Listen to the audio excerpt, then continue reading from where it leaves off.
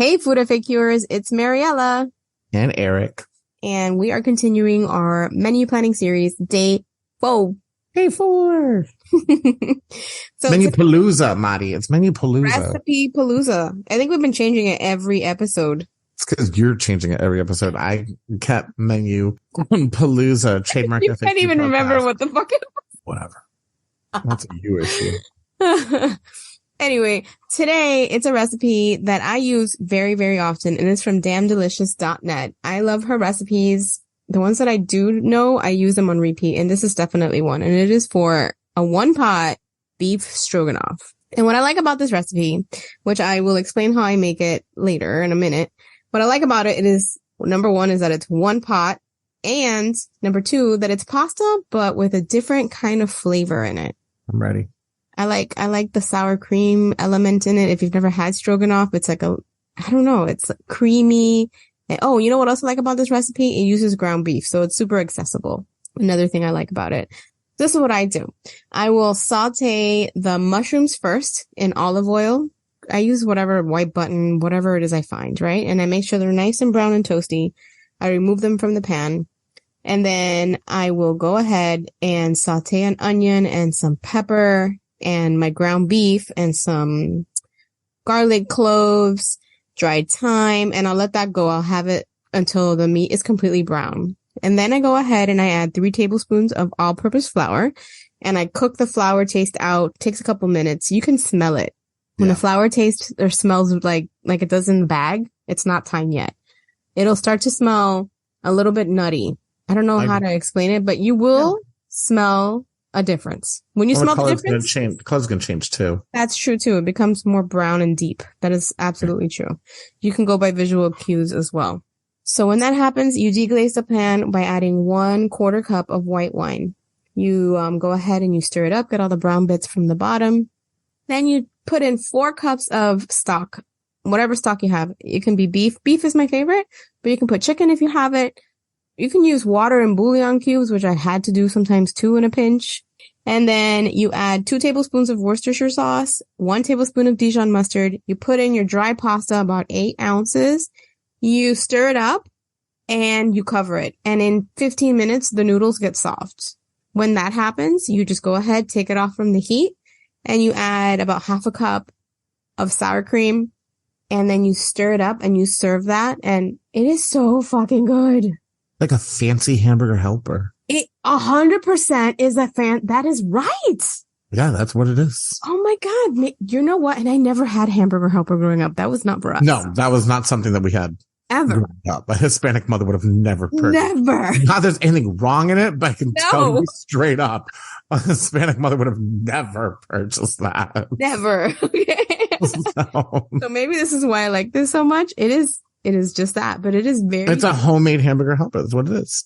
Yes. That's great. That's awesome. I know. And you know what I really like? No, but honestly, yes, it is that, but it has the Worcestershire sauce and the Dijon mustard really adds a depth of flavor to this that it tastes like it's been cooking far longer than it actually has been.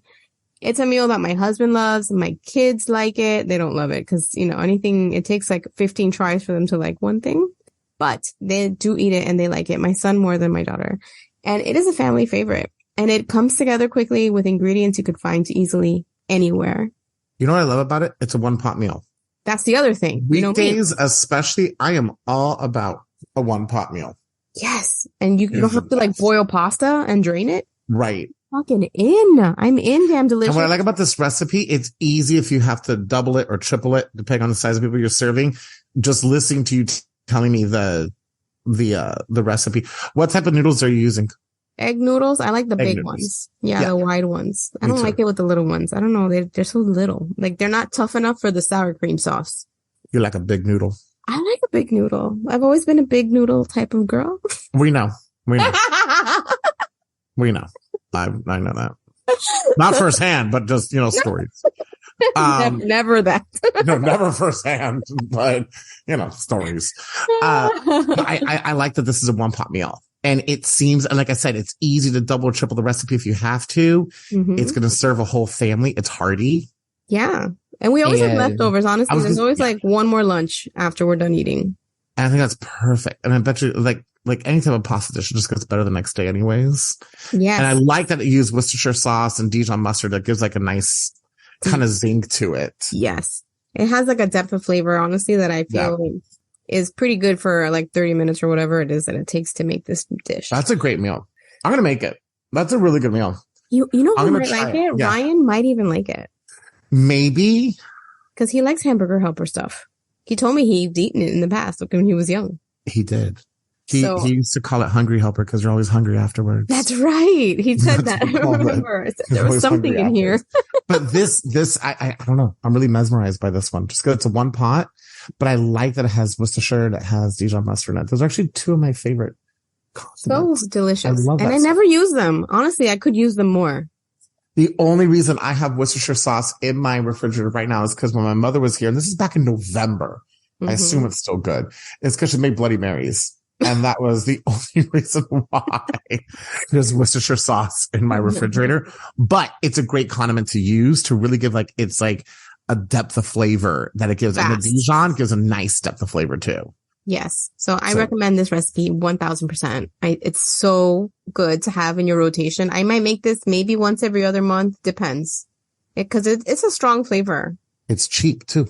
It is also cheap. It's really cheap. You can make this for at least, I think, $20. Yeah.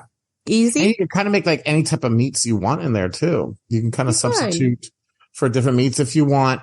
I don't cook thinly a lot of sliced chicken, thinly sliced real steak. I mean, it's supposed to have real steak in it, but this is I don't cook a lot of red meat just because I don't. Yeah. Red meat for me is something that just health wise, I don't eat very often, but I like the fact that thinking about it, you can substitute with any type of meat. And I think thinly sliced chicken, like you said, will go good with it. You could probably even make this vegetarian if you use vegetarian vegetable broth, and you can omit the meat. Although I don't know why you would do that, but no idea. But you can use mushrooms. But you could use a fuck ton of mushrooms. Yeah, mushrooms or that fake meat shit, which I don't get either. You want laboratory meat. Let me tell you something about the fake meat. So many years ago, when I first moved out of Miami, I was living in Richmond, Virginia, and I was just working a lot. I wanted to cook things simple and quick, and I bought a lot of vegetarian meats. And I'm not lying. Like, I think that was the first time I got put on blood pressure meds. There's so much salt in the fake meat. Yes. It doesn't make any sense to me. No, I don't. Like, if you want a fucking hot dog, nobody's going to arrest you. Don't get a soy hot dog. Just eat a vegetable. If you want to be a can I say too, impossible meat freaks me out. Yeah, dude. And you're wrong. Like, lab meat. Like, my friend Vanessa, she's a vegetarian and she eats her impossible, not all the time, like once in a while. She'll eat it once in a while. But it's creepy that it's not made out of meat and it still kind of bleeds. That's why you hate women anyway. That's right.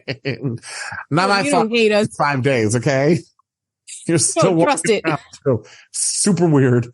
But you know that joke, don't trust anything that bleeds for 5 days and doesn't die. Yes, anyways, but yeah, I don't know. It just freaks me out. But if you're going to use impossible meat, that's fine too. This is a really great meal, Maddie. I like this a lot, actually. Yes. So try it out. I'm going to link the recipe in the show notes. So tomorrow is going to be our 5th and final weekly menu plan.